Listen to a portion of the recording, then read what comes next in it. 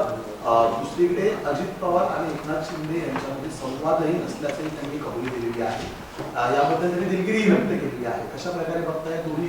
नाही, मी एकतर माननीय मुख्यमंत्री महोदयांची पत्रकार परिषद किंवा त्यांची मुलाखत काय पाहिलेली नाही किंवा ऐकलेली नाही, कारण मी सकाळपासून माझ्या 10 तारखेला वर्धापन दिनाच्या कार्यक्रमाच्या तयारीच्या व्यवस्थेमध्ये त्या ठिकाणी होतो।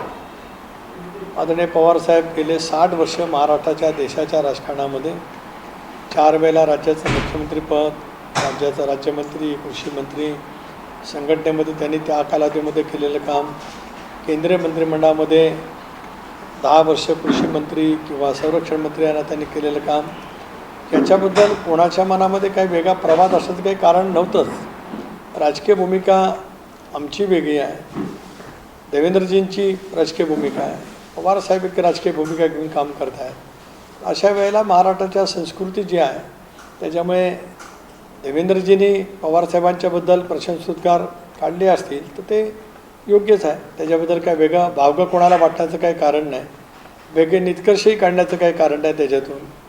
दुसरा मुद्दा, एकनाथराव आणि अजितदादा यांच्यामध्ये संवाद नाही असं देवेंद्रजी म्हणालेत असं आपण म्हणतात, मी ते ऐकल्याच्यानंतर मी त्याच्यावरती प्रतिक्रिया देईन।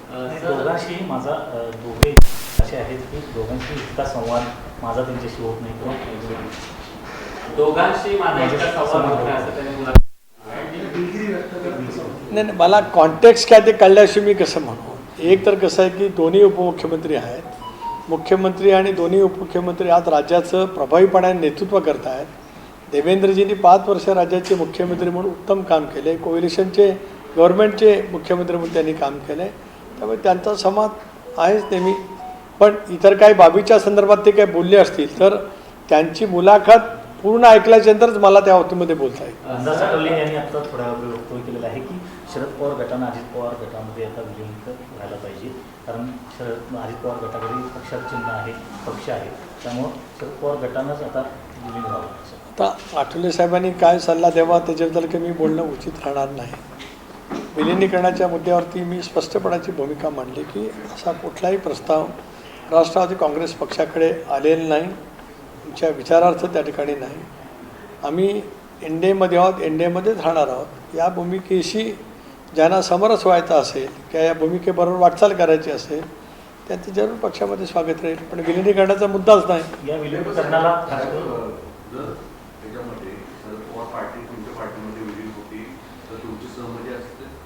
नाही, पण तसा मुद्दाच नाही, प्रस्तावच नाही, तर जे कशात नाहीच, आज ज्या गोष्टीची चर्चाच आज आमच्या स्तरावरती अस्तित्वात नाही त्याबद्दल भाष्य करण्यात काय अर्थ आहे?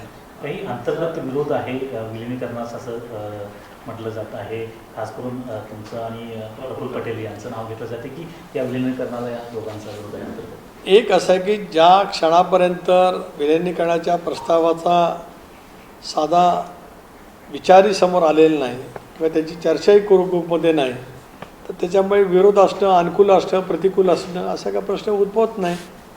फक्त मी सांगितलं की जो प्रस्ताव नाही त्यामुळे आज विलिनीकरणाचा प्रश्न नाहीच।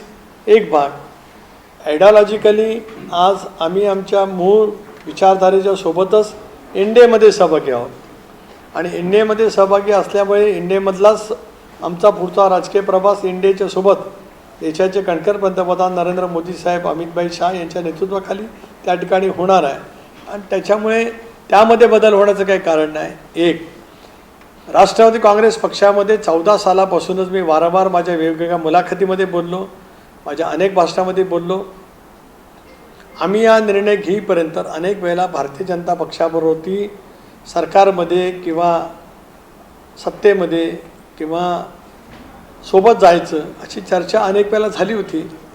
अनेक प्रसंग निर्णायक टप्प्यापर्यंत पण पोहोचले होते, परंतु तो निर्णय त्यावेळेला होऊ शकला नाही, हे मी अनेक मुलाखतीमध्ये स्पष्ट केले। त्याच्यामुळे आज आम्ही घेतलेली भूमिका आणि त्याच्यामध्ये विलिनीकरण हे 2 ध्रुवावरचे विषय दिसतात। त्यामुळे माझा विरोध, प्रफुल्लभाईंचा विरोध हा मुद्दा त्याच्यामध्ये नाहीच आहे। मूळ मुद्दा माझा आपल्याला प्रश्न आहे की असा प्रस्ताव कुठं आहे याची तुम्ही मला माहिती सांगितली तर मी दुर्बीण लावून शोध घेईन। जर शरद पवार गट एनडीएमध्ये सामील होण्यासाठी सहभागी असेल आणि तुमच्या पक्षात विलीन होणार असेल तर तुम्ही सकारात्मक आहात? दोन भाग तुम्ही भिन्न बोलता. एनडीएमध्ये सहभागी होणं आणि विलिनीकरण बघा किती फरक आहे. नाही नाही नाही नाही नाही नाही नाही नाही मी त्यांच्या प्रश्नावरती बोलतोय. त्यांच्या प्रश्नावरती बोलताना त्यांनी मला प्रश्न असा विचारला. हा करा म्हणजे आपले प्रश्न चुकू शकतात.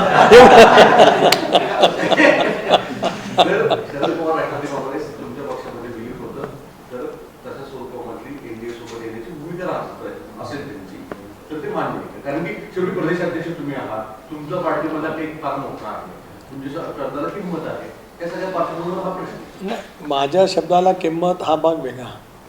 एनडीएमध्ये सहभागी होण्याचा निर्णय आमचा कलेक्टिव्ह निर्णय होता. अजितदादा, प्रफुल्लभाई, छगन भुजबळ, दिलीप वळसे, हसन मुश्रीफ, सुनील तटकरे, धनंजय मुंडे आम्ही सर्वांनी कलेक्टिव्हली घेतला. आमदारांची साथ मिळाली, राज्यातल्या जनतेची साथ मोठ्या प्रमाणावरती मिळाली आणि त्याच्यामुळे लोकसभेच्या नंतर तर आम्ही आपल्या कोणाच्या खिचगणतीत नव्हतोच.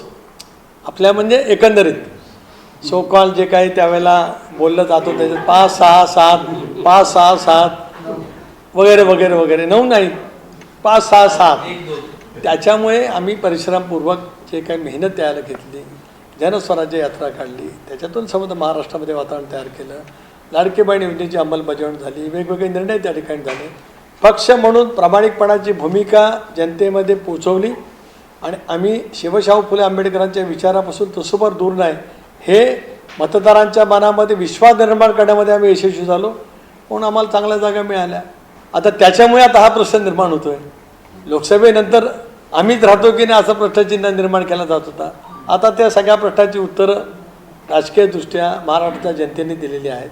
त्यामुळे तो आता मुद्दा त्या ठिकाणी संभवत नाही. एक दुसरा असा की सरकारच्या मुद्द्यावरती मी प्रदेशाध्यक्ष असल्यामुळे कुठलंही वक्तव्य करणं चुकीचं ठरेल. एकदा नक्की कळू द्या की प्रस्ताव विलिनीकरणाचा आहे आणि तो राष्ट्रवादी काँग्रेस पक्षाच्या पुढे चर्चेला आला की मग त्याच्या पुढच्या बाबी येतील. जे नाहीच आज दिसतच नाही त्याच्याबद्दल मी बोलण्यात काय अर्थ आहे. आता हे स्पेक्युलेशन तशापेक्षा बातम्या सूत्राची माहिती एकदा सूत्र शोधायला गेलं मला तुमचं नाही जे कुठं असेल ते पण हे सगळं शोधणं तर तो भाग वेगळा राहिला तरीसुद्धा आज तसे कुठलाही प्रस्ताव नाही आणि संभावना आहे. उलट 10 जूनचा कार्यक्रम बालेवाडीला यशस्वी करण्यासाठी कालच माझ्या पक्षाच्या प्रमुख संघटनेच्या पदाधिकारी जे नियोजनामध्ये दक्ष असतात अशी बैठक घेतली, दादांजवळ चर्चा केली, प्रफुल्लभाईंजवळ केली, कोर ग्रुपमध्ये केले. त्यावरती आता आम्ही अधिक लक्ष केंद्रित करतो.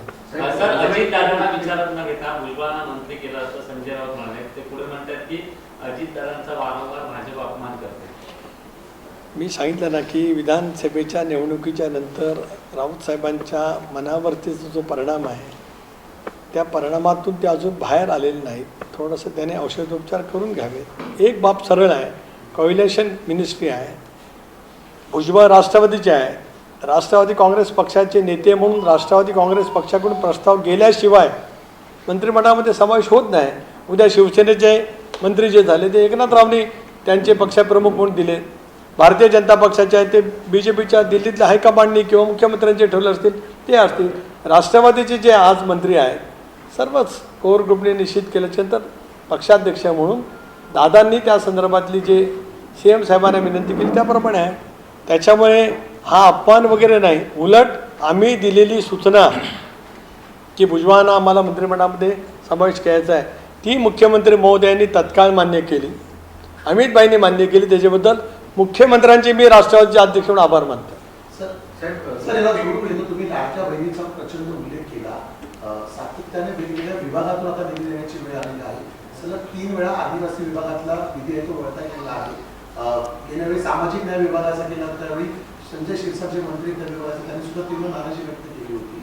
काय एकंदरीत ही योजना डोईजड होते का सरकारने? मी प्रचंड नाही उल्लेख केला, मी उल्लेख केला आणि उल्लेख स्वाभाविकच आहे. ज्या योजनेमुळे आम्हाला महायुतीला प्रचंड यश मिळालं ती योजनाचा उल्लेख करणं स्वाभाविकच आहे, प्रचंडही करणं स्वाभाविकच आहे. योजना बंद केली जाणार नाही आम्ही ठामपणे सांगतो हे तितकं स्वाभाविक आहे. एक बाब अशी आहे की मंत्रिमंडळ स्तरावरती चर्चा होऊनच समजा लाडकी बहीण योजनेअंतर्गत काही लाभार्थी भगिनी या सामाजिक न्याय विभागाच्या अंतर्गत येणाऱ्या असतील किंवा आदिवासी विभागाच्या अंतर्गत येणार असतील तर तो निधी त्याच्यातून दिला गेला असेल तर तो मुख्यमंत्री, दोन्ही उपमुख्यमंत्री आणि मंत्रिमंडळाच्या स्तरावरचा घेतलेला निर्णय आहे. आणि जे निर्णय सामूहिक पातळीवरती घेतले जातात मंत्रिमंडळाच्या स्तरावरती त्याच्या वतीमध्ये बोलण्याचं काही कारण उपतोत नाही. साहेब, तुम्ही एक व्यवस्था असते ती. मी अर्थमंत्री राहिलो आहे. तुम्ही सांगितलं की अमित शहा बरोबर एनडीए सोबत आहे, पण नेमका हाच धागा पडला. आज राऊतांचं असं मत आलं की काही युवा नेतृत्वाला म्हणजे पवारांच्या पार्टीमध्ये युवा नेतृत्वांना वाटते की आता सत्तेची आपल्याला गरज आहे. आपण तहान लागली म्हणून गटरीचं पाणी पित नाही. याचा अर्थ तुम्ही अशा स्वरूपाचा घेतलेला निर्णय इतकं खालच्या पातळीवर होता का की सुप्रिया सुळेला खरंच सत्तेची चटक लागली आहे, त्यांना वोट लागली असं तुम्ही सांगायचं? एक असं आहे की संजय राऊत साहेबांनी पवार साहेबांच्या पक्षाबद्दल किंवा तिथे असलेल्या नेतृत्वाबद्दल काय बोलावं त्यांची ती प्रत्येक. आणि ते आज महाविकास आघाडीचे, इंडिया आघाडीचे महत्त्वाचे सगळे घटक आहेत. तिन्ही पक्ष आज तरी अस्तित्वात आहे. महाविकास आघाडी राज्यात पवारसाहेबांचा राष्ट्रवादी काँग्रेस आणि उद्धवजींची शिवसेना हे सगळे आज महाविकास आघाडीचे घटक म्हणूनच काम त्या ठिकाणी करतात. आपण जे सांगतात की त्यांनी जे शब्दप्रयोग केला तो शब्दप्रयोग मी उच्चारू इच्छित नाही, कारण मी एक सुसंस्कृत चव्हाण साहेबांचा विचाराचा पाईक असलेला कार्यकर्ता आहे. पण यापूर्वी ज्यावेळेला भारतीय जनता पक्षाबरोबर शिवसेना सत्तेत होती अगदी 19पर्यंत मग त्यावेळेला संजय राऊत जे आता बोलतात ते पण तेच करत होते का?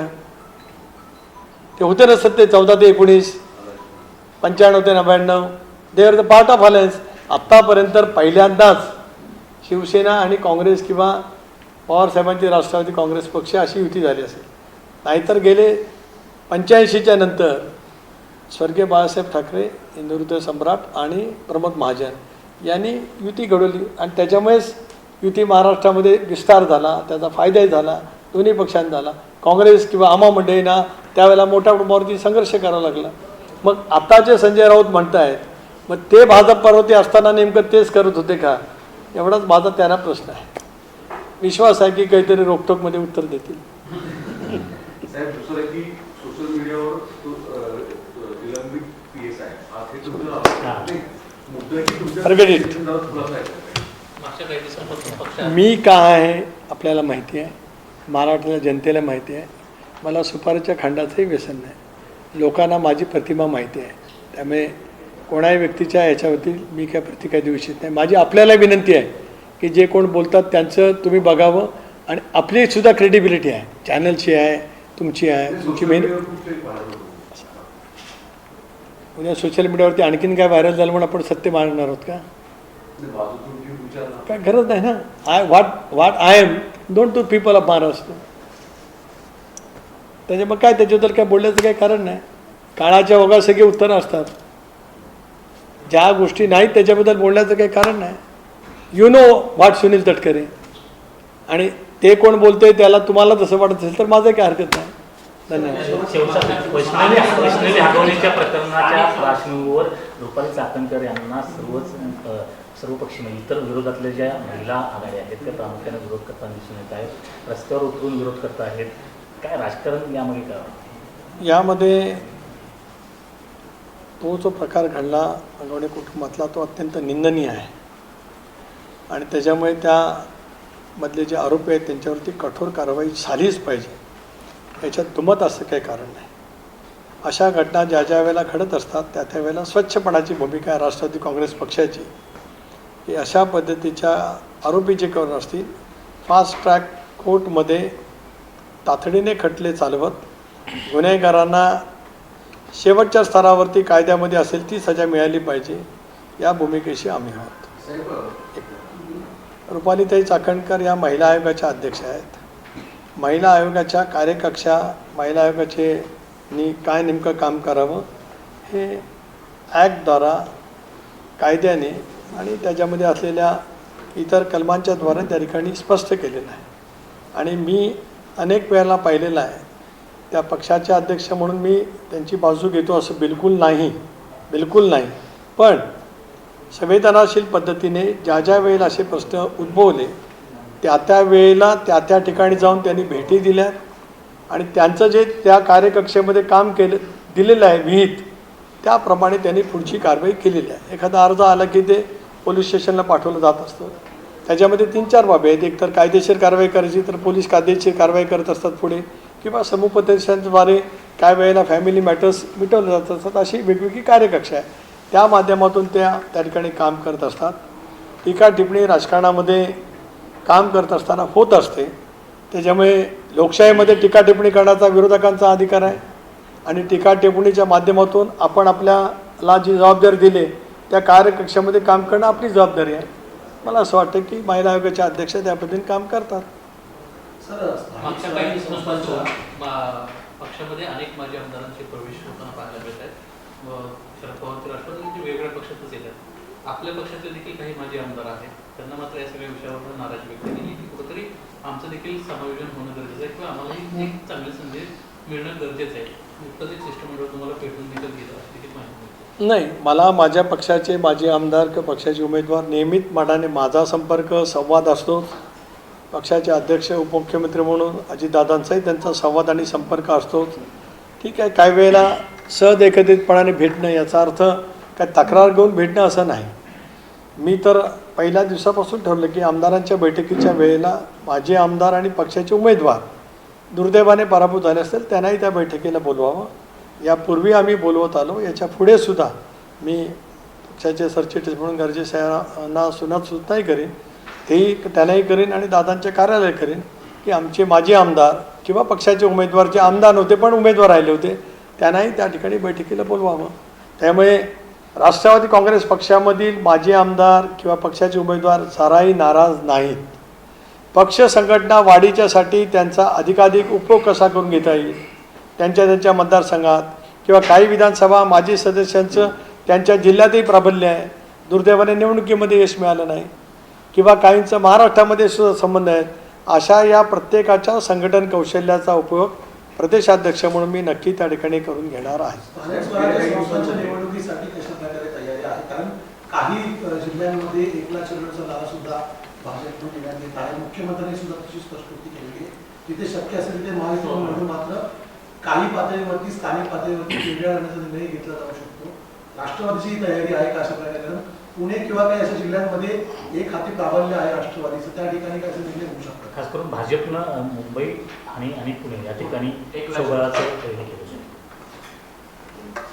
एक तर असं आहे की राज्यात महायुती म्हणून प्रचंड असं यश राज्यातल्या जनतेने दिलं, विश्वास आमच्यावरती दाखवला.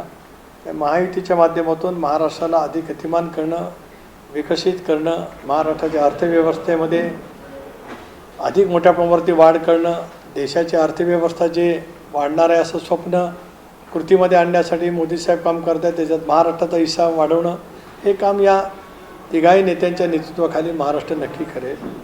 अशा वेळेला स्थानिक स्वराज्य संस्थांच्या निवडणुका हे आता दृष्टिक्षेपात आहेत, पण अजूनही त्या संदर्भातली चर्चा वरिष्ठ पातळीवरती नाही. एक निर्णय आहे की महाराष्ट्रामध्ये महायुती म्हणून आपण एकत्रित काम करायचं, एकत्रित निवडणुकीला सामोरं जायचं. पण काही ठिकाणी वेगवेगळी राजकीय परिस्थिती असू शकेल, त्याचा त्यावेळेला चर्चेच्याद्वारे आढावा घेऊन नेमकं काय करायचं याचा निर्णय 3 नेतेही घेऊ शकतात, मुख्यमंत्री, दोन्ही उपमुख्यमंत्री, आणि जी एक समन्वय समिती नेमली गेलेली आहे ज्याच्यात बावनकुळे साहेब आहेत, मी स्वतः आहे, रवींद्र चव्हाण आहेत, हसन मुश्रीफ आहेत, शंभूराज देसाई आहेत आणि उदय सामंत आहेत. त्या बैठकीमध्ये सुद्धा जसं महामंडळाच्या बाबतीमध्ये आम्ही चर्चा त्या बैठकीत करतो, तसं स्थानिक स्वराज्य संस्थांच्या निवडणुकीच्या बाबतीमध्ये सुद्धा त्यामध्ये आम्ही चर्चा करू. जिल्ह्यावर वेगवेगळी राजकीय परिस्थिती आहे, जिल्ह्याअंतर्गत वेगवेगळ्या मतदारसंघात वेगळी परिस्थिती आहे. महानगरपालिकेच्यामध्ये आता आपण म्हणता मुंबई, ठाणा, पुणे वेगवेगळी राजकीय परिस्थिती आहे. तर त्याच्यामुळे त्याच्या दृष्टिकोनातून आम्ही एकत्रितपणाने बसू. पण महायुतीच्या एकंदरीत जे आज ज्या पद्धतीने काम करत आहे त्याला त्याच्यातून कुठलीही अडचण निर्माण होणार नाही याची खबरदारी घेऊन या निवडणुकीला आम्ही सामोरं जाऊ. यापूर्वीही ज्या वेळेला राज्यात युती किंवा आघाडीचं सरकार होतं, म्हणजे आम्ही आणि काँग्रेसचं होतं किंवा भाजप आणि शिवसेनेचं होतं, त्यावेळेला सुद्धा स्थानिक स्वराज्य संस्थांच्या निवडणुका अगदी वेगवेगळ्या पद्धतीच्या लढलेल्या किंवा टोकाच्या तीव्रतेची भाष्ट होण्यापर्यंत झालेल्या ह्यासुद्धा आपण सर्वांनी मिळून अनुभवलेल्या आहेत. साहेब, गेल्या काही दिवसांमधल्या घटना जर पाहिल्या तर भाजपचे जे दोन्ही मित्र पक्ष राष्ट्रवादी त्यांचेच नेते आसपास वेगवेगळ्या विषयाने चर्चेला किंवा कुप्रसिद्धीवर येत आहेत, याच्या मागे एका कोइन्सिडन्स आहे की खरंच काही ठरवून काय होतं? नाही, ठरवून कोण करणार? आज राज्यामध्ये भाजप, शिवसेना, राष्ट्रवादी काँग्रेस पक्ष एक दिलाने एक विचाराने त्या ठिकाणी काम करतात. ठीक आहे, एखाद्या व्यक्तीबद्दल, एखाद्या मंत्री महोदयाच्याबद्दल किंवा काय असे काही प्रश्न तयार झाले तर त्याची चर्चा जरूर लोकशाहीमध्ये वेगवेगळ्या पातळीवरती होत असते. पण याच्यात महायुती अंतर्गत काय कॉन्स्पिरसी आहे असं मला बिलकुल संभवत नाही, वाटतही नाही. विरोधक त्यांचं काम करू शकतात. विद्यादानाची उज्ज्वल परंपरा असलेलं विद्येच्या माहेरघरातील आदर्श विद्यापीठ टिळक महाराष्ट्र विद्यापीठ पुणे 2025-26 या शैक्षणिक वर्षासाठी प्रवेश सुरू. BSc AI and ML, BSc data science आणि MSc डेटा सायन्स. अत्याधुनिक सुविधा असलेले ISO 21001 मान्यता प्राप्त टिळक महाराष्ट्र विद्यापीठ पुणे. अधिक माहितीसाठी संपर्क 92 23 00 20 70 किंवा 92 23 00 20 71.